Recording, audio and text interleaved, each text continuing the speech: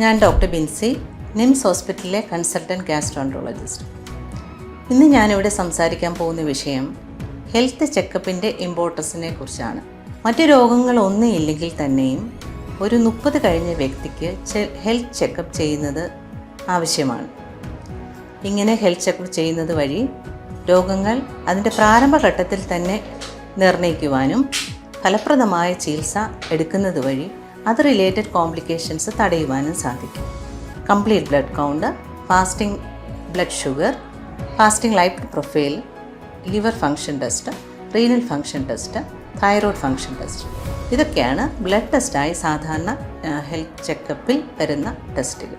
ഇത്തരം ടെസ്റ്റുകൾ ചെയ്യുന്നത് വഴി ജീവിതശൈലി രോഗങ്ങൾ അതിൻ്റെ ആരംഭത്തിൽ തന്നെ നമുക്ക് കണ്ടുപിടിക്കുവാനും അത് ചികിത്സിക്കുന്നത് വഴി ഫർദർ കോംപ്ലിക്കേഷൻസ് തടയുവാനും സാധിക്കും.